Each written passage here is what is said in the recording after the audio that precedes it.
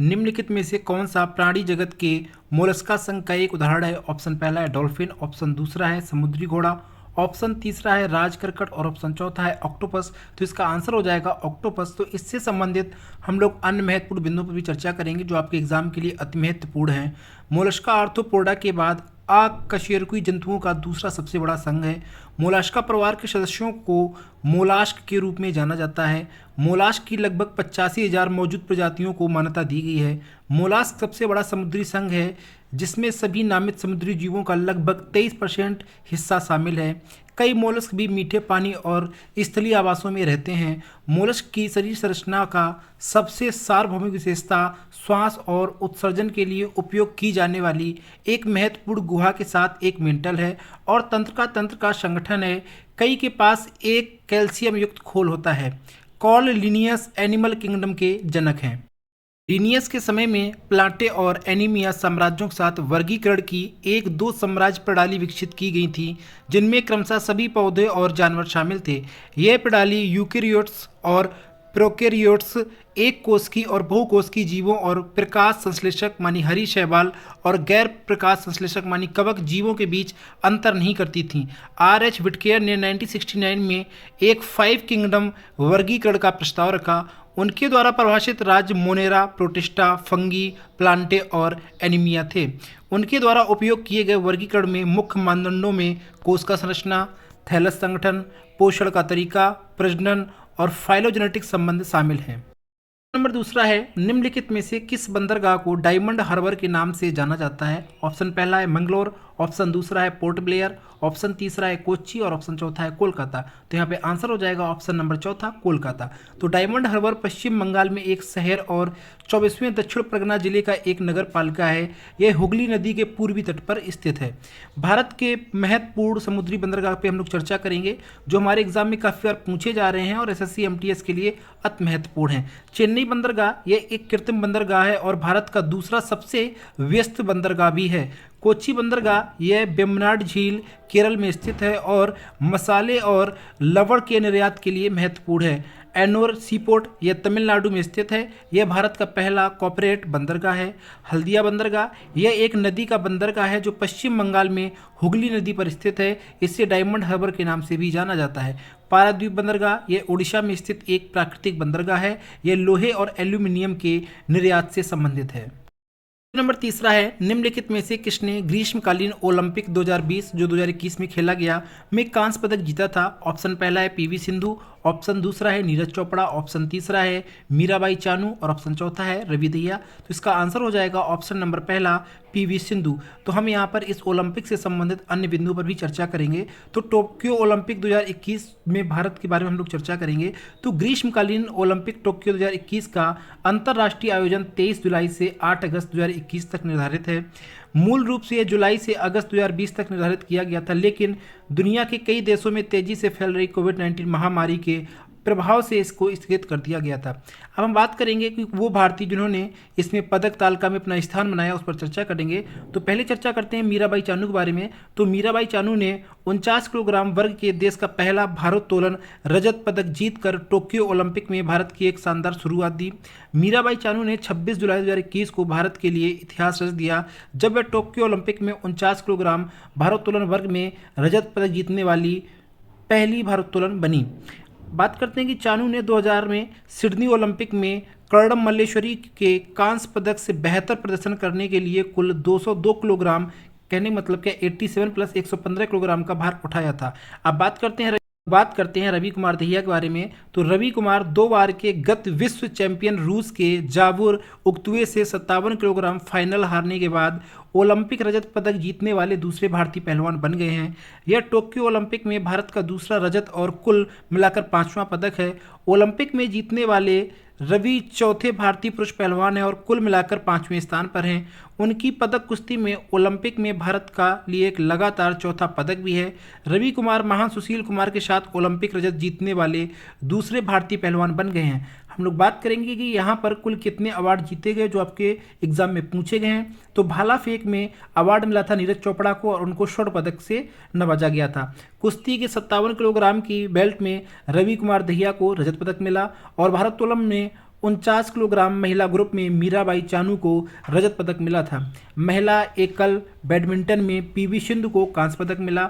महिला welterweight boxing में लवलीना बारगोहेन को कांस्य पदक मिला। हॉकी में भारतीय हॉकी टीम को कांस्य पदक से संतुष्टि करनी पड़ी और कुश्ती के 65 किलोग्राम वर्ग में बजरंग पूनिया को कांस्य पदक मिला था। नंबर चौथा है, नीचे दिए गए विकल्पों में सर्वाधिक अभिक्रियाशील धातु का चयन करें। ऑप्शन पहला है सोडियम, ऑप्शन दूसरा है लोहा, ऑप्शन तीसरा है कैल्शियम और ऑप्शन चौथा है पोटेशियम। तो इसका आंसर हो जाएगा ऑप्शन नंबर चौथा पोटेशियम। तो क्रियाशीलता श्रृंखला, धातुओं की क्रियाशीलता श्रृंखला जिसे गतिविधि श्रृंखला के रूप में जाना जाता है, उनकी अभिक्रियाओं के अवक्रोही क्रम में धातुओं की व्यवस्था को संदर्भित करती है। क्रियाशीलता श्रृंखला के शीर्ष पर स्थित धातुएं शक्तिशाली कम करने वाले एजेंट है क्योंकि वे आसानी से ऑक्सीकृत होते हैं। ये धातुएं बहुत आसानी से धूमिल हो जाती हैं। श्रृंखला में नीचे आते समय धातुओं के अपचयन की क्षमता कमजोर हो जाती है। धातुओं की क्रियाशीलता श्रृंखला को नीचे ले जाने के दौरान तत्वों के इलेक्ट्रो सकारात्मक भी कम हो जाते हैं। गतिविधि श्रृंखला में हाइड्रोजन के ऊपर जाने वाले सभी धातुएं H2 गैस को HCl या H2SO4 को पतला करने के साथ प्रतिक्रिया करने पर मुक्त करती हैं। धातुएं अपनी क्रियाशीलता के घटते क्रम में जो आपके एग्जाम में पूछे गए हैं उन पर चर्चा करते हैं। तो सबसे पहले आएगा पोटेशियम, फिर सोडियम, फिर लिथियम, उसके बाद में बेरियम, उसके बाद में स्ट्रोंटियम और लास्ट में आपका यहाँ पर आएगा इस पहलू पर कैल्शियम। बात करेंगे सोडियम के बारे में तो इसका प्रतीक है Na और यह एक रासायनिक तत्व है और इसका परमाणु संख्या है 11। यह एक नरम चांदी सफ़ेद अत्यधिक प्रतिक्रियाशील धातु है। सोडियम एक क्षार धातु है जो आवर्त सारणी के समूह 1 में है। हम बात करेंगे कैल्शियम के बारे में तो कैल्शियम एक खनिज है जो जीवन के लिए आवश्यक है। कैल्शियम का प्रतीक Ca है और इसकी परमाणु संख्या 20 है।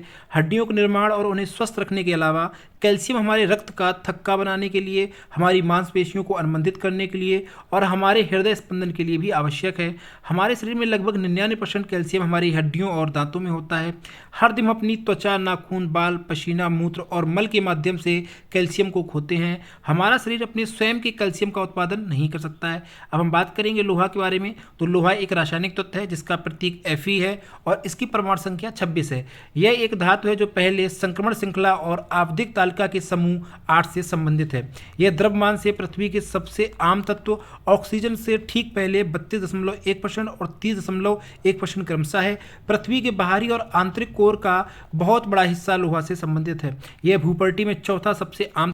बात करेंगे पोटेशियम के बारे में तो पोटेशियम एक खनिज और एक इलेक्ट्रोलाइट है। यह आपकी मांसपेशियों को काम करने में मदद करता है जिसमें मांसपेशियों को शामिल किया गया है जो आपके हृदय स्पंदन और श्वास को नियंत्रित करती हैं। पोटेशियम आपके द्वारा खाए गए भोजन से आता है। आपके शरीर को इसकी आवश्यकता वाले पोटेशियम का उपयोग करते हैं। आपके शरीर को अतिरिक्त पोटेशियम की आवश्यकता नहीं होती है जो आपके गुर्दे से आपके रक्त द्वारा निकाल दिया जाता है। इसका परमाणु क्रमांक 19 है। पांचवा है, भारतीय संविधान में राज्य के नीति निर्देशक सिद्धांतों के तहत निम्नलिखित में से किस अनुच्छेद में ग्राम पंचायत के संगठन का प्रावधान है। ऑप्शन पहला है अनुच्छेद 48, ऑप्शन दूसरा है अनुच्छेद 43, ऑप्शन तीसरा है अनुच्छेद 46 और ऑप्शन चौथा है अनुच्छेद 40। तो इसका आंसर हो जाएगा अनुच्छेद 40। तो इसमें जो ऑप्शन में आपके अन्य अनुच्छेद दिए गए हैं उस पर भी चर्चा कर लेते हैं। तो अनुच्छेद 48 में बोला गया है यह कृषि और पशुपालन के संगठन से संबंधित है। अनुच्छेद 43 में दिया गया है यह श्रमिकों के लिए जीवित मजदूरी और रोजगार सृजन के विषय से संबंधित है।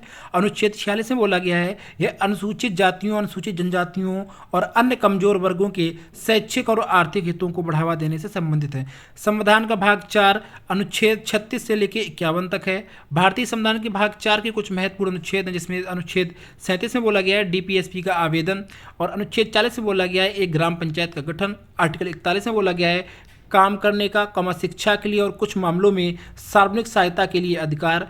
अनुच्छेद 43 में बोला गया है कर्मकारों के लिए निर्वाह मजदूरी आदि।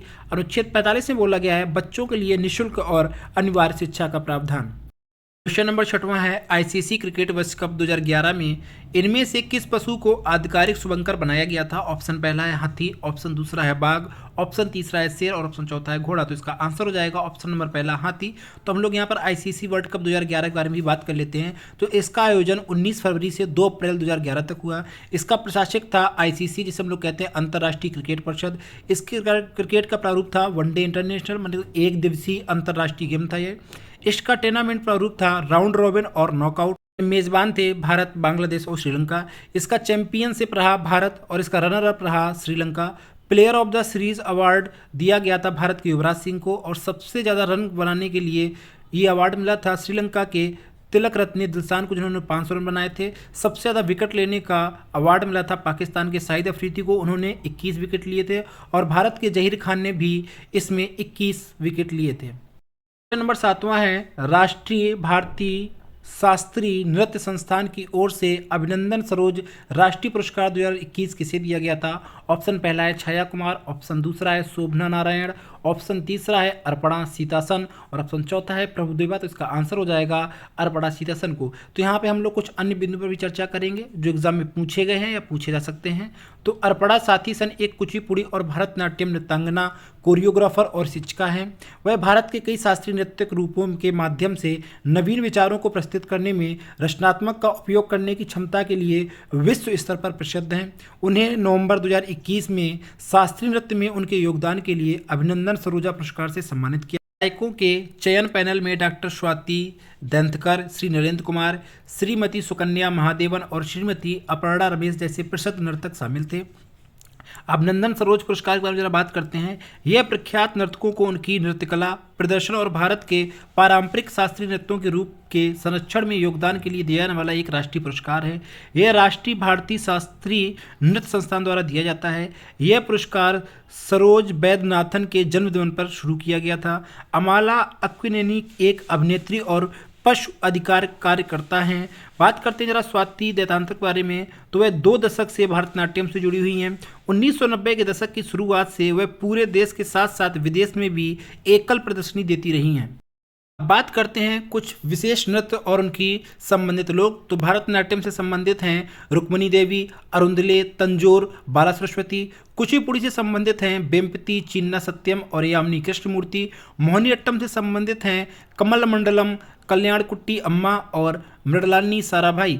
कथक से संबंधित हैं पंडित बिरजू महाराज, शोभना नारायण और लच्छू महाराज। मणिपुरी से संबंधित हैं गुरु विपिन सिंह और ओडिसी से संबंधित हैं केलुचरण मोहोपात्रा। नंबर 8वां है दिल्ली नगर निगम संशोधन विधेयक 2022 लोकसभा में डैश डैश मंत्रालय द्वारा प्रस्तावित किया गया था। ऑप्शन पहला है गृह मंत्रालय, ऑप्शन दूसरा है सामाजिक न्याय और अधिकारिक मंत्रालय, ऑप्शन तीसरा है विधि और न्याय मंत्रालय और ऑप्शन चौथा है रक्षा मंत्रालय। तो इसका आंसर हो जाएगा ऑप्शन नंबर पहला गृह मंत्रालय। तो बात करेंगे इससे संबंधित बिंदुओं पर। तो नगर निगम संशोधन विधेयक 2022 में पेश किया गया। इसका उद्देश्य नगर निकाय के विभाजन के 10 साल बाद राजधानी क्षेत्र के तीनों दक्षिणी, उत्तरी और पूर्वी दिल्ली नगर निगमों का विलय करना था। भारत के संविधान में राज्य के नीति निर्देशक सिद्धांतों में के अनुच्छेद 40 को शामिल करने के अलावा स्थानीय स्वशासन की स्थापना के लिए कोई विशिष्ट प्रावधान नहीं किया गया था। 74वें संविधान संशोधन अधिनियम 1992 में संविधान में एक नया अध्याय 9A सम्मिलित किया गया जो नगर पालिकाओं और नगर पालिकाओं के प्रशासन से संबंधित है। इसमें अनुच्छेद 243P से 243ZG शामिल है। इसने संविधान में एक नई 12वीं अनुसूची भी जोड़ी, जो 12वीं अनुसूची में 18 मद या आपके सब्जेक्ट शामिल हैं। भारत में नगर निगम 10 लाख से अधिक लोगों की आबादी वाले किसी भी महानगर शहर के विकास के लिए जिम्मेदार एक शहरी स्थानीय निकाय है। महानगर पालिका, नगर पालिका, नगर निगम, सिटी कॉरपोरेशन आदि इसके कुछ अन्य नाम हैं। राज्यों में नगर निगमों की स्थापना राज्य विधानसभाओं के अधिनियमों द्वारा तथा केंद्र शासित प्रदेशों में संसद के अधिनियमों के माध्यम से की जाती है। नगर पालिका अपने कार्यों के संचालन के लिए संपत्ति कर राजस्व पर अधिक निर्भर रहती है। भारत में पहला नगर निगम वर्ष 1688 में मद्रास में स्थापित किया गया और उसके बाद वर्ष 1726 में बॉम्बे और कलकत्ता में नगर निगम स्थापित किए गए थे। नंबर 9 है निम्नलिखित में से कौन औरंगजेब के अधीन मुगल वास्तुकला का एक उदाहरण है। ऑप्शन पहला है मोती मस्जिद दिल्ली, ऑप्शन दूसरा है ताजमहल आगरा, ऑप्शन तीसरा है जामा मस्जिद दिल्ली और ऑप्शन चौथा है कुतुब मीनार दिल्ली। तो इसका आंसर हो जाएगा ऑप्शन नंबर पहला मोती मस्जिद दिल्ली। तो बात करते हैं यहाँ पे औरंगजेब की वास्तुकला से संबंधित बिंदुओं पर तो औरंगजेब ने 1673 में लाहौर की बादशाही मस्जिद बनवाई। औरंगजेब ने 1678 ईस्वी में बीबी का मकबरा अपनी पत्नी रबिया दुर्रानी की स्मृति में बनवाया। औरंगजेब ने दिल्ली के लाल किले में मोती मस्जिद बनवाई थी। नंबर 10वां है आर्थिक प्रभुत्व मंडल, जिसे थिंक टैंक कहते हैं। भारतीय अर्थव्यवस्था निगरानी केंद्र CMI के आंकड़ों के अनुसार निम्नलिखित में से किस राज्य में जनवरी 2022 तक सबसे अधिक बेरोजगारी दर देखी गई? तो इसके ऑप्शन है पहला राजस्थान, ऑप्शन दूसरा त्रिपुरा, ऑप्शन तीसरा दिल्ली और ऑप्शन चौथा है हरियाणा। तो इसका आंसर हो जाएगा ऑप्शन नंबर चौथा हरियाणा। तो राज्यानुसार उच्चतम बेरोजगारी दल जो CMI ने रिपोर्ट जारी की है उसके अनुसार सबसे अधिक 23.4% बेरोजगारी हरियाणा में देखी गई है। इसके बाद राजस्थान में 18.9%, त्रिपुरा में 17.1%, जम्मू और कश्मीर में 15% और दिल्ली में 14.1% का स्थान है। राज्यानुसार सबसे कम बेरोजगारी वाले दल की अगर बात करें तो तेलंगाना में जनवरी में सबसे कम बेरोजगारी दर 0.7 दर्ज की गई है। इसके बाद गुजरात में 1.2%, मेघालय में 1.5%, उड़ीसा में 1.8% और कर्नाटक में 2.9% तक इसको दर्ज किया गया है। आर्थिक think tank centre of monitoring Indian economy CMI के आंकड़ों के अनुसार जनवरी 2022 में भारत में बेरोजगारी दर तेजी से गिरकर 6.57 हो गई है। यह मार्च 2021 के बाद से देखी गई सबसे कम दर है। दिसंबर 2021 में बेरोजगारी दर बढ़कर 4 महीने के उच्च स्तर 7.91% हो गई है, जबकि नवंबर में यह 6.97 थी। CMIE मुंबई स्थित एक स्वतंत्र गैर सरकारी संस्था है जो एक आर्थिक थिंक टैंक के साथ साथ एक व्यावसायिक सूचना कंपनी दोनों के रूप में कार्य करती है। नंबर 11 है भारतीय निशानेबाज और स्वर्ण पदक विजेता अभिनव बिंद्रा की आत्मकथात्मक पुस्तक को डैश डैश कहा जाता है। तो इसका आंसर हो जाएगा ऑप्शन नंबर चौथा ए शॉट एट हिस्ट्री। खेल मंत्री अजय माकन ने ओलंपिक में व्यक्तिगत स्वर्ण पदक जीतने वाले एकमात्र भारतीय निशानेबाज अभिनव बिंद्रा की जीवनी का विमोचन किया है। इस किताब a shot at history my obsessive journey to Olympic gold से के सह लेखक खेल पत्रकार रोहित ब्रजनाथ हैं। इस किताब को पूरा होने में 2 साल का समय लगेगा। इसमें कुल मिलाकर 21 अध्याय हैं और इनसे संबंधित एक मूवी भी बनने वाली है जो बहुत जल्द ही इसका विमोचन किया जाएगा। नंबर 12 है 1527 ईस्वी में खानवा के युद्ध में राणा संगा को हराने के बाद निम्नलिखित में से किसने गाजी की उपाधि धारण की? ऑप्शन पहला है बाबर, ऑप्शन दूसरा है दौलत खान लोधी और ऑप्शन चौथा है महमूद शाह प्रथम और ऑप्शन चौथा है हुमायूं। तो इसका आंसर हो जाएगा ऑप्शन नंबर पहला बाबर। बात करते हैं कुछ अन्य बिंदुओं पर जो आपके एग्जाम में पूछे गए हैं क्वेश्चन। तो 17 मार्च 1527 को खानवा के मैदान में बाबर और राणा सांगा दोनों के मध्य सेनाओं के बीच में युद्ध हुआ था। राव गंगा आमेर के पृथ्वीराज, इधर के राजा बहारमल, महमूद लोधी, वीरमदेव मेडिया, रावल उदय सिंह और बागड़ डुंगरूपुर के खेत सिंह, रावत बाग सिंह, नरबद हाडा, गोकुल दास परमार, हसन खान मेवती, चंदेरी के मेदिन राय, कुंवर कल्याण, झाला अज्जा, वीर सिंह देव बीकानेर के, राव जैतसी के पुत्र आज राणा सांगा के साथ में थे। तो बात करते हैं खानवा की लड़ाई के बारे में। तो यह मुगल संस्थापक बाबर और राजपूत शासक राणा सांगा के बीच में हुआ था। यह 1527 में राजस्थान के भरतपुर जिले के खानवा गांव के पास में लड़ा गया था। यह युद्ध बाबर ने जीता था। खानवा की लड़ाई में अपनी जीत के बाद बाबर ने गाजी की उपाधि धारण की थी। कुछ प्रमुख युद्ध हैं जिसके बारे में आपसे क्वेश्चन पूछे गए तो उसकी भी चर्चा कर लेते हैं। तो पानीपत की प्रथम लड़ाई 1526 ईस्वी में बाबर ने इब्राहिम लोदी को हराकर भारत में मुगल साम्राज्य की स्थापना की। खानवा की लड़ाई जो 1527 में हुई थी, बाबर ने मेवाड़ के राणा सांगा और उनके सहयोगियों को हराया था। घाघरा की लड़ाई 1529 ईस्वी में हुई जिसमें बाबर ने अफगानों और बंगाल के सुल्तान की संयुक्त सेना को हराया। चौसा की लड़ाई 1539 में हुई जिसमें शेर शाह सूरी ने हुमायूं को हराया था। नंबर 13 है किस मौर्य शासक को यूनानियों द्वारा अमित्रघात कहा जाता था? ऑप्शन पहला है चंद्रगुप्त प्रथम, ऑप्शन दूसरा है बिंदुसार, ऑप्शन तीसरा है समुद्रगुप्त और ऑप्शन चौथा है कनिष्क। इसका आंसर हो जाएगा ऑप्शन नंबर दूसरा बिंदुसार। तो इससे अब संबंधित हम लोग कुछ अन्य बिंदु पर भी चर्चा करेंगे जो क्वेश्चन पूछे गए हैं। तो बात करते हैं बिंदुसार मौर्य के बारे में। तो बिंदुसार मौर्य मौर्य वंश के संस्थापक चंद्रगुप्त मौर्य का पुत्र था। बात करते हैं महापद्म नंद के बारे में। तो महापद्म नंद को क्षत्रियों के विनाशकर्ता के रूप में जाना जाता था। महापद्म नंद प्राचीन भारत के नंद साम्राज्य के पहले सम्राट थे। बात करेंगे अशोक मौर्य के बारे में। तो अशोक मौर्य को अशोक अशोक महान के नाम से भी जाना जाता है। अशोक बिंदुसार मौर्य के पुत्र थे। अशोक मौर्य मौर्य वंश के एक भारतीय सम्राट थे। बात करेंगे चंद्रगुप्त मौर्य के बारे में, तो चंद्रगुप्त मौर्य को एंड्रोकोटस या सेंड्रोकोटस के नाम से भी जाना जाता था। चंद्रगुप्त मौर्य प्राचीन भारत के दौरान मौर्य साम्राज्य के संस्थापक थे। नंबर 14, 2011 की जनगणना के अनुसार भारत का सबसे अधिक जनसंख्या वाला राज्य कौन सा है? ऑप्शन पहला है उत्तर प्रदेश, ऑप्शन दूसरा है आपका राजस्थान, ऑप्शन तीसरा है केरल और ऑप्शन चौथा है मध्य प्रदेश। तो इसका आंसर हो जाएगा ऑप्शन नंबर पहला उत्तर प्रदेश। तो हम इस जनगणना से संबंधित कुछ अन्य बिंदु पर भी चर्चा करेंगे जो एग्जाम में पूछे गए हैं। तो 2011 की जनगणना के अनुसार उत्तर प्रदेश भारत का राज्य जिसकी जनसंख्या लगभग 19.98 करोड़ है। उत्तर प्रदेश राज्य की जनसंख्या 19.98 के समथिंग थी। उत्तर प्रदेश राज्य का घनत्व 829 प्रति वर्ग किलोमीटर है।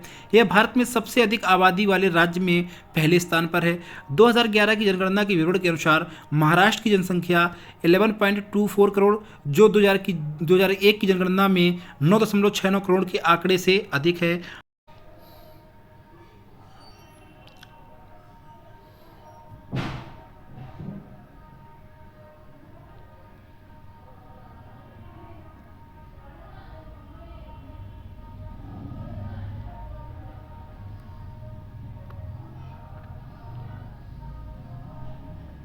क्वेश्चन नंबर 15 है, अप्रैल 2022 में आसनसोल पश्चिम बंगाल उपचुनाव में किस टीएमसी उम्मीदवार ने जीत हासिल की? ऑप्शन पहला है शत्रुघ्न सिन्हा, ऑप्शन दूसरा है राहुल गांधी, ऑप्शन तीसरा है ममता बनर्जी और ऑप्शन चौथा है अग्निमित्र पॉल। तो इसका आंसर हो जाएगा ऑप्शन नंबर पहला शत्रुघ्न सिन्हा। तो हम लोग यहाँ पर पश्चिम बंगाल से संबंधित कुछ बिंदुओं के बारे में चर्चा करेंगे। तो पश्चिम बंगाल की स्थापना 26 जनवरी 1950 को हुई थी। इसकी राजधानी कोलकाता है। पश्चिम बंगाल का सबसे बड़ा शहर कोलकाता है। यहाँ पर जिलों की कुल संख्या 23 है। यहाँ के राज्यपाल सीवी आनंद बोस हैं और मुख्यमंत्री ममता बनर्जी हैं। और यहाँ का विधानमंडल एक सदनी है जिसमें 294 सीटें हैं। यहाँ पर लोकसभा में कुल 42 सीटें और राज्यसभा में 16 सीटें हैं। यहाँ का उच्च न्यायालय कलकत्ता उच्च न्यायालय है। नंबर 16 में बोला गया है कौन सा प्राकृतिक यौगिक पौधों के प्रकाश संश्लेषण में मदद करता है? ऑप्शन पहला शर्करा जिसको ग्लूकोज कहते हैं, दूसरा आपका करक्यूमिन और तीसरा ऑप्शन है क्लोरोफिल और चौथा ऑप्शन है लेक्टिन। तो इसका आंसर हो जाएगा ऑप्शन नंबर तीसरा क्लोरोफिल। तो यहाँ पर क्लोरोफिल से संबंधित हम अन्य बिंदु पर भी चर्चा करेंगे। तो क्लोरोफिल एक वर्णक है जो पौधों को उनका हरा रंग देता है और यह प्रकाश संश्लेषण के माध्यम से पौधों को अपना भोजन बनाने में मदद करता है। प्रकृति में कई अलग अलग प्रकार के रंग द्रव्य हैं लेकिन क्लोरोफिल अपनी क्षमता की अद्वितीय बनाने के लिए पौधों के उन ऊर्जा को अवशोषित करने में सक्षम बनाता है जो उन्हें ऊतकों का निर्माण करने की आवश्यकता होती है। क्लोरोफिल एक पौधे के क्लोरोप्लास्ट में स्थित होता है जो पौधों की कोशिकाओं में छोटी संरचनाएं होती हैं जहां प्रकाश संश्लेषण होता है। एक संयंत्र में क्लोरोफिल का काम प्रकाश को अवशोषित करना, आमतौर पर धूप, संयंत्र कार्बन डाइऑक्साइड हवा से अवशोषित और पानी को ग्लूकोज और एक प्रकार की शुगर में परिवर्तित करने के लिए संग्रहित ऊर्जा का उपयोग करता है। पौधे नई पत्तियों और अन्य पौधों के भागों को बनाने के लिए मिट्टी के लिए पोषक तत्वों के साथ मिलकर ग्लूकोज का उपयोग करता है। प्रकाश संश्लेषण की प्रक्रिया ऑक्सीजन का उत्पादन करती है जिससे पौधे हवा छोड़ते हैं। क्लोरोफिल पौधों को अपना हरा रंग देता है क्योंकि यह सफ़ेद प्रकाश की हरी तरंग दैर्ध्य को अवशोषित नहीं करता है। यह विशेष रूप से प्रकाश तरंग दैर्ध्य के परिलक्षित होता है इसलिए यह हरा दिखाई देता है। नंबर 17 है निम्नलिखित में से किस सामाजिक धार्मिक समुदाय की स्थापना राजा राम मोहन राय ने की थी? ऑप्शन पहला है प्रार्थना समाज, ऑप्शन दूसरा है ब्रह्म समाज, ऑप्शन तीसरा है अकाली दल, ऑप्शन चौथा है आर्य समाज। तो इसका आंसर हो जाएगा ऑप्शन नंबर दूसरा ब्रह्म समाज। तो हम लोग यहाँ पर अन्य बिंदुओं पर भी चर्चा करेंगे। तो ब्रह्म समाज के समाज संस्थापक और सामाजिक सुधारक आंदोलनों के अग्रदूत हैं। उन्होंने भारत में सती प्रथा को समाप्त किया। राजा राम मोहन राय अग्रणी सुधारक थे और उन्हें आधुनिक भारत के पिता के रूप में भी जाना जाता है। 1815 में राजा राम मोहन राय ने आत्मीय सभा की स्थापना की जो बंगाल में सामाजिक धार्मिक सुधारों की अग्रदूत थी। अन्य बिंदु पर भी चर्चा कर सकते हैं जो आपके लिए इंपॉर्टेंट है। तो उसमें बात करेंगे सबसे पहले रामकृष्ण मिशन की। तो 1897 में विवेकानंद द्वारा कलकत्ता के पास में इस समाज की स्थापना की गई थी। इसने भारतीय लोगों की सामाजिक स्थितियों को सुधारने का काम किया। रामकृष्ण मिशन और उनके सहयोगी संगठन रामकृष्ण मठ, रामकृष्ण आदेश की दो अलग अलग लेकिन संबंधित शाखाओं का गठन करते हैं। रामकृष्ण मठ कलकत्ता के पास गंगा के तट पर बेलूर में स्थापित किया गया था। अब हम बात करेंगे आर्य समाज के बारे में। तो आर्य समाज की स्थापना दयानंद सरस्वती ने 10 अप्रैल 1875 को की थी। आर्य समाज एक भारतीय हिंदू सुधार आंदोलन है जो वेदों के अचूक अधिकार में विश्वास के आधार पर मूल्यों और प्रथाओं को बढ़ावा देता है। आर्य समाज के सदस्य एक ईश्वर में विश्वास करते हैं। आर्य समाज मूर्तियों की पूजा को अस्वीकार करता है। अब हम बात करेंगे प्रार्थना समाज के बारे में। तो प्रार्थना समाज हिंदू धर्म के भीतर एक सुधार आंदोलन था। यह बॉम्बे भारत में एक धार्मिक और सामाजिक सुधार आंदोलन था। प्रार्थना समाज की स्थापना 1867 ईस्वी में हुई थी। इसने महाराष्ट्र के पुनर्जागरण में बहुत अधिक महत्वपूर्ण भूमिका निभाई थी। यह आंदोलन महाराष्ट्र में धार्मिक और सामाजिक सुधार पर केंद्रित था। नंबर 18 है निशांगधी उत्सव भारत के किस राज्य में मनाया जाता है? ऑप्शन पहला है मध्य प्रदेश, ऑप्शन दूसरा है उड़ीसा, ऑप्शन तीसरा है केरल और ऑप्शन चौथा है राजस्थान। तो इसका आंसर हो जाएगा ऑप्शन नंबर तीसरा केरल। इसे केरल के त्रिवेंद्रम अथवा तिरुवनंतपुरम शहर में कुनकुन्नू महल प्रांगण में निशांगधी प्रेक्षागृह में आयोजित किया जाता है। लगभग एक सप्ताह चलने वाले इस उत्सव में पूरे देश के कारीगर भाग लेते हैं। अब हम बात करेंगे भारत के कुछ अन्य महत्वपूर्ण स्टेट जहाँ पर प्रमुख रूप से उत्सव मनाए जाते हैं। तो बिहार में मनाया जाता है बिहुला, छठ पूजा, राजगीर नृत्य उत्सव, मधुश्रवणी, समाज चाकेवा और जीवात पुत्रिका। ओडिशा मनाया जाता है कोणार्क महोत्सव, अंतर्राष्ट्रीय रेत कला उत्सव। राजस्थान में मनाया जाता है बूंदी उत्सव, मरुस्थल उत्सव, गणगौर उत्सव, मत्स्य उत्सव, ब्रज उत्सव, शेखावटी उत्सव। पश्चिम बंगाल में मनाया जाता है दुर्गा पूजा, नंदीकर राष्ट्रीय रंगमंच उत्सव। मध्य प्रदेश में तेजाजी मेला, खजुराहो उत्सव। केरल में ओणम, निशांगधी त्यौहार और बैकाष्ठी त्यौहार मनाया जाता है। नंबर 19 है भारतीय संविधान के अनुसार भारत में राज्य विधानसभा का कार्यकाल कितना होता है? ऑप्शन पहला है 5 वर्ष, ऑप्शन दूसरा है 7 वर्ष, ऑप्शन तीसरा है 4 वर्ष और ऑप्शन चौथा है 3 वर्ष। तो इसका आंसर हो जाएगा ऑप्शन नंबर 5वां। तो कल हम लोगों ने एसएससी एमटीएस के जिस पेपर को सॉल्व किया था उसमें यही क्वेश्चन दिया गया था, इससे संबंधित था, तो इस पर भी हम लोग चर्चा कर लेते हैं। तो राज्य विधायिका संविधान के भाग 6 के अध्याय 3 राज्य विधानमंडल से संबंधित है। इसमें राज्य विधायिका और कार्यकारी शामिल है। संविधान के भाग 6 में अनुच्छेद 168 से 212 तक राज्य विधानमंडल के संगठन, संरचना, अवधि, अधिकारियों, प्रक्रियाओं, विशेषाधिकारियों और शक्तियों से संबंधित है। बात करेंगे विधानसभा के बारे में तो यह लोकप्रिय रूप से निर्वाचित सदन है और राज्य में सत्ता का वास्तविक केंद्र है। एक विधानसभा की अधिकतम ताकत 500 से अधिक नहीं होनी चाहिए और इसकी न्यूनतम ताकत 60 से कम नहीं होनी चाहिए। लेकिन कुछ राज्यों में छोटी विधानसभाओं की अनुमति दी गई है, जैसे सिक्किम, अरुणाचल प्रदेश और गोवा। यहाँ तक संभव हो प्रादेशिक निर्वाचन क्षेत्रों का सीमांकन किया जाना चाहिए ताकि प्रत्येक निर्वाचन क्षेत्र की जनसंख्या और उसके आवंटित सीटों की संख्या के बीच का अनुपात पूरे राज्य में समान हो। इस समान प्रावधानों के अलावा अनुसूचित जाति और अनुसूचित जनजातियों के प्रतिनिधित्व से संबंधित विशेष प्रावधान भी हैं। विधानसभा की अवधि 5 वर्ष की होती है। राज्यपाल के पास में उसके कार्यकाल की समाप्ति पूर्व भी विधानसभा को भंग किया जा सकता है। अनुच्छेद 172 विधानसभा के अनुसार विघटन के अधीन है। 5 वर्ष की अवधि या जब आपातकाल की घोषणा लागू हो, संसद द्वारा कानून बनाकर एक समय के लिए 1 वर्ष से अधिक के लिए बढ़ाया जा सकता है और उद्घोषणा समाप्त होने के बाद 6 महीने की अवधि से अधिक किसी भी मामले का विस्तार नहीं किया सकता है। इसको संचालित करने के लिए भारतीय संविधान में एक आर्टिकल दिया गया है, आर्टिकल 172 का क्लॉज नंबर 1। नंबर 20 है भारत और श्रीलंका डैश डैश बनाने वाले टापुओं के एक समूह से जुड़े हुए हैं। ऑप्शन पहला है भूपेन हजारिका सेतु, ऑप्शन दूसरा है सिसेरी नदी सेतु, ऑप्शन तीसरा है एडम्स सेतु और ऑप्शन चौथा है महात्मा गांधी सेतु। तो हम लोग बात करते हैं एडम सेतु के बारे में। तो इसको आदम का पुल, जिसे राम का पुल या राम सेतु के नाम से भी जाना जाता है। यह तमिलनाडु, भारत और मन्नार के दक्षिण पूर्वी तट पर पम्बन द्वीप, जिसे रामेश्वर द्वीप भी कहा जाता है, के बीच प्राकृतिक चूना पत्थर की एक श्रृंखला है। द्वीप श्रृंखला के उत्तर पश्चिमी तट से दूर है। भूवैज्ञानिक साक्ष्य बताते हैं कि यह पुल भारत और श्रीलंका के बीच एक पूर्व भूमि संबंध है। नंबर 21 है निम्नलिखित में से 1913 में भारत के बाहर स्थापित एक क्रांतिकारी संगठन कौन सा था? ऑप्शन पहला है भारतीय जनता पार्टी, ऑप्शन दूसरा है गदर पार्टी, ऑप्शन तीसरा है भारतीय राष्ट्रीय कांग्रेस, ऑप्शन चौथा है साइमन कमीशन। तो इसका आंसर हो जाएगा ऑप्शन नंबर दूसरा गदर पार्टी। तो यहाँ पर अन्य बिंदु भी चर्चा करेंगे।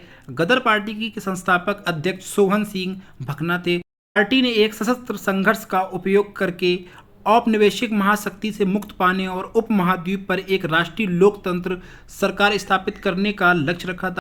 पार्टी बहुजाति थी और सैन फ्रांसिस्को में इसका मुख्यालय के साथ साथ हिंदू, सिख और मुस्लिम नेता भी शामिल थे।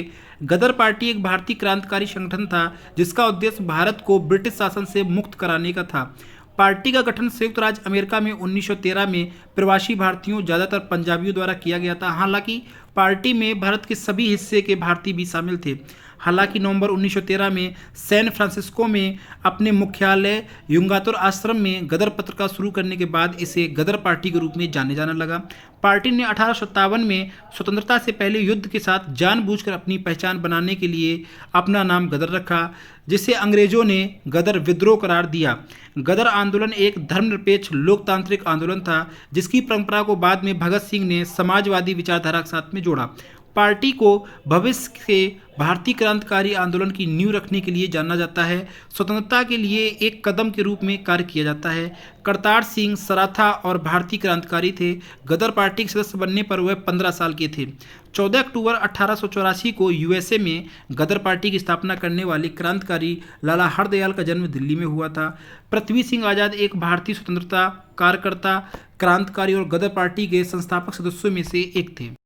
क्वेश्चन नंबर 22 है, निम्नलिखित में से किसे 1956 ईस्वी में भारत सरकार द्वारा निजी क्षेत्र की सभी मौजूदा जीवन बीमा कंपनियों का राष्ट्रीयकरण करने को स्थापित किया गया था? ऑप्शन पहला है United India insurance company limited, option दूसरा है new India insurance company of India limited, option तीसरा है साधारण बीमा निगम और ऑप्शन चौथा है भारतीय जीवन बीमा निगम। तो इसका आंसर हो जाएगा भारतीय जीवन बीमा निगम।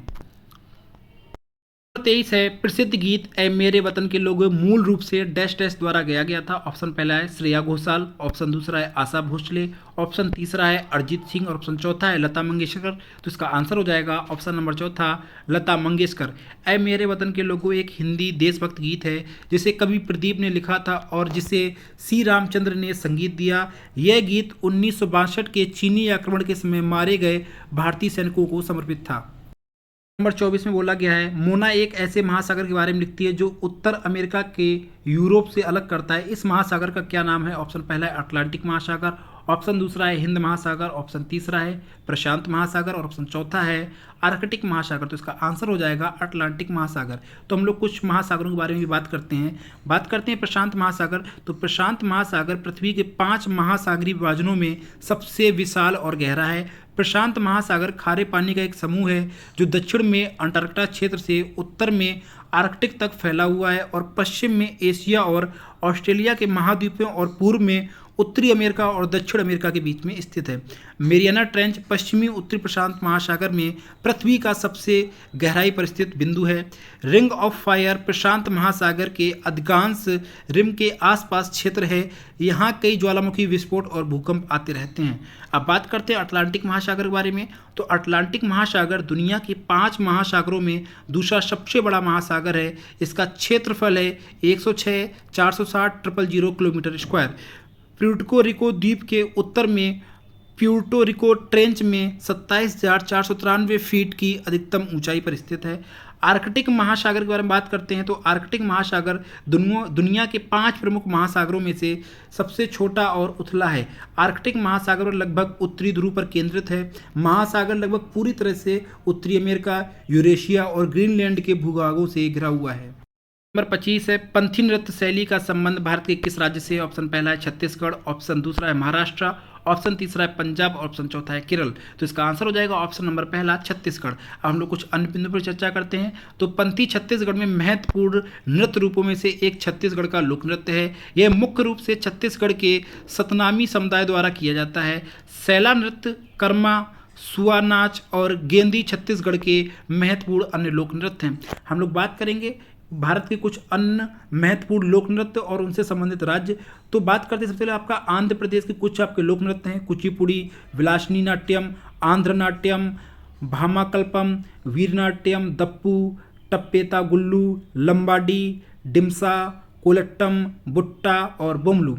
असम का है बिहू, बिछुआ, नट पूजा, महाराष्ट्र कलिया गोपाल, बगरुम्बा, नागा नृत्य, खेल गोपाल, तबल चोंगली, डोंगी, झुमरा, होबजनई। अब बात करते हैं बिहार का। तो बिहार के लोक नृत्य हैं जटा जातिन, बखो बखैन, पमरिया, समा चकवा और विदेसिया।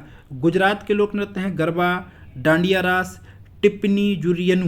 हिमाचल प्रदेश के कुछ लोक नृत्य हैं झोरा, झाली, छरही, धमन, छपेली, महासू, नाटी और डांगी। छत्तीसगढ़ के प्रमुख लोक नृत्य हैं गौरमारिया, पंथी, राउत नाच, पंडवानी, वेदमती, कापालेक, थरथरी चरित और चंदैनी।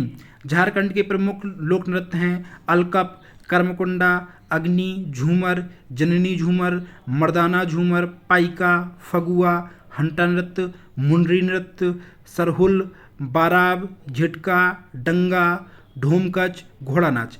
मणिपुर के कुछ प्रमुख लोक नृत्य हैं डोल चोलम, थांगाता, लाई हरोबा, पुंग चोलोम, खम्बा थाईबी, नुपा नृत्य, रासलीला, खुब्बो-किसी, लूसा।